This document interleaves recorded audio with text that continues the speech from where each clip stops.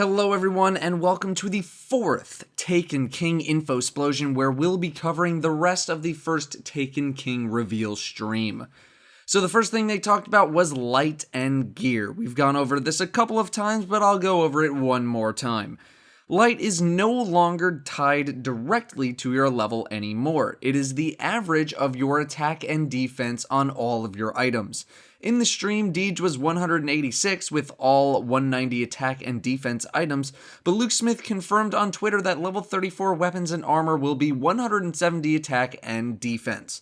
170 attack and defense will be the cap for year 1.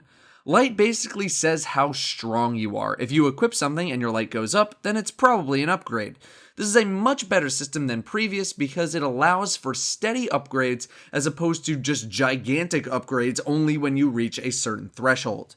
Your ghost now plays a role in your light as well. It gains stats and bonuses. Just think of it as another gear slot, much like your helm or your special weapon. It's now just your ghost slot. The same goes for class items. They have stats and attributes, everything. It's just another piece of armor. So this number crunch of going down from like 365 weapons to 170 has a lot of people worried, and I'm here to tell you why you should not worry. Destiny is going through a stat crunch. All this means is that they're trying to squish the numbers down so that we don't go into these astronomically high attack and defense values. Your items will say 170 attack and defense, and the new stuff at level 40 will be around 280 from vendors and stuff. However, your character is not getting any weaker when this stat crunch happens. It's not like you're going from 365 attack to 170 attack. 365 is turning into 170. However, your character is not getting any weaker when this stat crunch happens. You will still be the same power that you are now, same damage, same defense, same everything. It's just a number change to make the numbers easier to manage in the future. You're not going down from 365 to 170. It's simply that 365 is turning into 170 with this new system. Everything's fine. Don't worry. It's going to be fine. Ghost shells can also come with interesting abilities, as we'll see. This one, for example, comes with the ability to detect Spirit Bloom. They'll come with strength, intellect, discipline, all the stuff you see on normal gear. A lot of people asked about the Frontier shell, which is the collector's edition shell from the Ghost edition of the first game, and while it's getting some defense, it's only getting 3, which is basically like a level 1 Ghost shell. Unless they decide to buff this, you probably won't be using your Frontier shell that you got with the Ghost edition in the Taken King. We have some more minor stuff like more bounty slots and the ability to now track them with your ghost. You can track up to 4 things at once. Simply hit track, then pull up your ghost to see your stuff. This also works with quests. You can track them in the same way. You can now also turn in bounties straight from your quest tab in your menu. You do not need to go back to the reef or the tower to turn them in. One more thing before we go to the kiosks. The Spark of Light is a consumable that everyone who gets the Taken King will get. It is for you to use to power level a character directly to level 25, which is the minimum level required to play the Taken King content. If you already have 3 characters above level 25, then this item really isn't for you. This item is mainly for new players who immediately want to jump in with their friends, or for people who are making a new character in general. When 2.0 launches, the game will automatically apply the highest level possible on your characters by analyzing your gear. I do not know if your subclasses are also leveled if you use the consumable to power level your character to level 25. Now before I continue, I must clarify that you should not delete anything that you only have 1 copy of until patch 2.0. Ships, emblems, shaders, exotics, sparrows, you name it. Bungie has been saying to not delete stuff, and I'm here to tell you that you should definitely take that very seriously. You should not delete anything just yet unless you are absolutely 100% sure you don't want it anymore. Please do not delete anything just yet.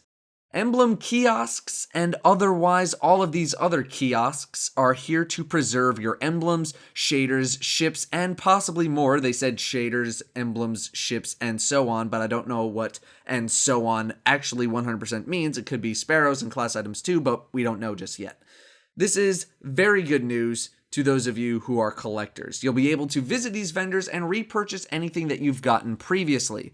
You'll still have inventory slots to hold a bunch of your favorites, but any that you earn in the future and then dismantle will go back to the kiosks. It'll also tell you how to get stuff that you don't currently have, so if you want to go chase something, you can go do that. I do not know if you delete stuff right now before patch 2.0, if it will be there later. I do not know. Do not dismantle anything under penalty of losing it and then having to go get it again. My current theory with this information is that the game is not going to remember you getting stuff to log into the kiosks until patch 2.0 hits. So please, do not get rid of anything that's going to go into a kiosk just yet. Just wait. Wait to dismantle stuff. Next up, we have factions, but this should be pretty familiar if you watched my teaser video. No longer do you wear a class item, but you now pledge allegiance to a faction. This is done for 2500 Glimmer and can only be changed once per week. However, instead of gaining reputation for only that faction, you now gain it with all factions involved. So for example, right now, if you do the Nightfall with no class item, you get Vanguard rep. If you wear a New Monarchy class item, you get New Monarchy rep. With the new Allegiance system, if you run a Nightfall, you'd gain both Vanguard and New Monarchy rep.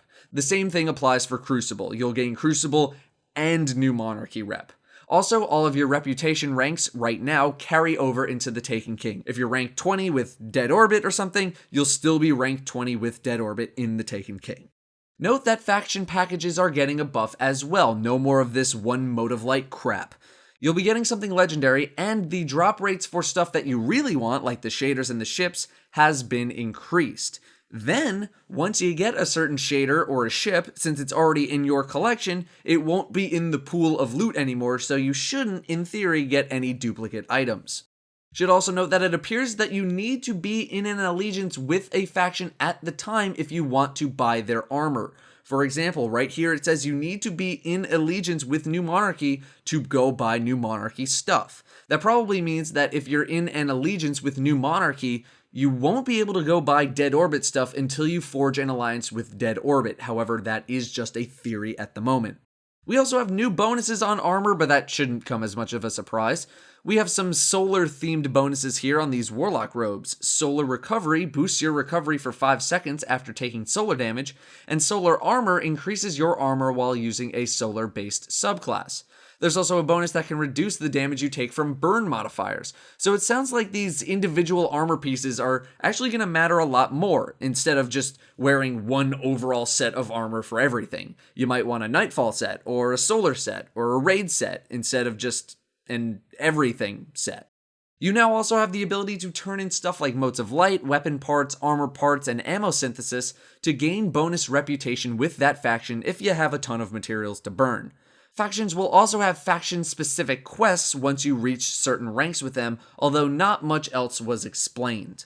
Let's move to the Crucible now. The Crucible is getting quests and weekly bounties. Obviously, you have the entire week to finish the 5 bounties, and if you do, you'll get a Nightfall level reward. It could be a legendary, it could be an exotic, who knows. But Bungie wanted to give Crucible players the equal of a Nightfall, and this is how they're doing it. Some example bounties are win 2 matches with at least 1500 score, win 7 games, win 1 game in 3 different game modes, earn points in a featured playlist, and complete the Crucible daily 3 times in 1 week. If all of these seem kinda easy, well, how many of you blow through the Nightfall in about 5-10 minutes, huh? Probably quite a few of you. We have some legendary Crucible Ghost Shells here as well. 280 defense seems to be the vendor theme, being 280. Once again, ghosts are just an extension of your gear now. The Crucible Ghosts have Crucible bonuses on them. These are just more glimmer when killing a certain class, Titan, Hunter, Warlock. You might have noticed that everything costs legendary marks and that Vanguard and Crucible marks are going away. Well, they are going away, and they will be converting into commendations, which you can use, and they will generate rep for you of your faction. However, we don't know the conversion rate of them, so I don't know how many marks will turn into 1 commendation, but either way, it might be worth maxing out your marks. Legendary marks cap at 200, but they are shared across all accounts like Glimmer, and you can earn as many as you want per week. There is no weekly cap for marks anymore. You can also earn marks from dismantling legendary armor and probably weapons too. Suspiciously absent is the ability to trade in marks for materials like you can do now. I'm not sure if this is an oversight, just part of the test build, or if it is really gone, so it might not be the worst idea in the world to start stocking up on materials right now. The Crucible Quartermaster also has bounties, these being weapon focused. These example bounties were just get kills with different weapons in the Crucible. I don't think they count towards the weekly Crucible bounties that Shaxx has, so don't worry about that, although that is just a guess. We talked about exotics and infusion in another video yesterday. It's linked in the description if you have not watched it, so we're going to skip over those two things. The Cryptarch's engrams that he normally sells are getting an upgrade into something, actually useful, legendary engrams. Armor looks like it's going to cost 60 marks and weapons are 135. It's a very refreshing change of pace that you're actually going to be able to buy more stuff with your marks, but it seems like it matters much more what you choose to buy. I can imagine a lot of people sitting on max Vanguard or Crucible marks with nothing left to buy, and although I will imagine players will get to a point where they have nothing left to buy with legendary marks, it probably will take longer to reach that point, which is nice. The Gunsmith gets a big upgrade in the Taken King. The Gunsmith, as you may know, is getting his own reputation. To level up your reputation with the Gunsmith, you take these prototype weapons, which are basically weapons with bounties built into them, and you go do the bounties. He can also play a role in certain quest chains which may level your reputation with him. Hit rank 1 to start unlocking Arms Day purchases, where every Wednesday, you'll have a gun of your choice, among the options available, sent to you with random bonuses. Just make sure that you actually buy an Arms Day package. Every week, his Arms Day stock will refresh, but I don't know how often his field test weapons refresh. Telemetries are also getting an indirect buff as well. Instead of a telemetry for every weapon class, like autos, fusions, rocket launchers, telemetries are now applied by slot, so there's only 3 telemetries now: primary, special, and heavy. That's a very, very nice simplification done there. Now, a big question has been, what's the deal with reforging? A lot of people claiming it's a thing, a lot of people saying it's not, so let's clear the air.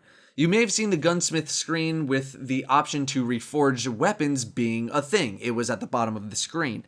However, if we flash back to the beginning of the stream, we see Deej is wearing all Year 1 items, which are reforgeable items. The icon that symbolizes reforge capabilities is the icon with the 2 hammers.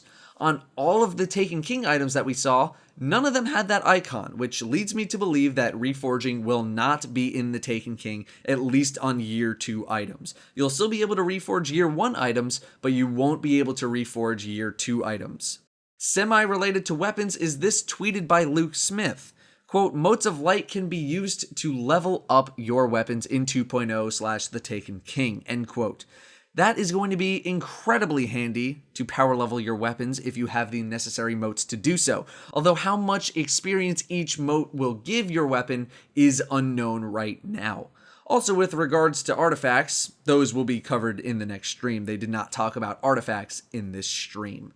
Finally, vault space. We all want more of it, and even though we are getting all these cool tools to help deal with the vault space issues, Bungie has managed to double our vault space. 72 slots for weapons and 72 slots for armor. Your general tab is still the same size, but I imagine a lot of your general tabs are filled with emblems and shaders, and a lot of those issues are fixed in the Taken King where you don't need to hold on to those things in your bank anymore, which is fantastic. I was actually not expecting any vault space increases with Taken King because of all these new kiosk systems, but hey, I'm not complaining about more vault space. We covered swords in the previous video as well, but once again, yes, swords will be a thing in the Taken King. Here it is. Bask in the glory of the sword. That is what I have for you guys with regards to the rest of the first Taken King reveal stream. The next reveal stream will be next Wednesday, the 26th, same time, with Mr. Fruit, not Laced Up Lauren like I mistakenly said last time, and they'll be doing some strike action along with talking about some other stuff. That reveal might be a little difficult for me to cover because I'll be out of town and preparing for PAX, but I will do my best. I do want to answer a couple of quick questions that you guys have been asking, though. First question, will Year 1 legendaries turn into legendary marks? The answer is no. Only Year 2 items will turn into legendary marks. Year 1 items turn into whatever they turn into right now. Can I dismantle a legendary from Year 1 for the purposes of infusion? No, the items for infusion must be the same year as the item you are upgrading, and upgrading via infusion is only available on Year 2 weapons. Which brings me to my next question, can I infuse my Fatebringer? No, you can't, because Fatebringer is a Year 1 weapon, and infusion is only available on Year 2 weapons. Can I upgrade my G-Horn past 170 attack? At the moment, there is no evidence that you will be able to do such thing. Alright everyone, hope you enjoyed the video, thank you very much for watching, and I'll see you next time.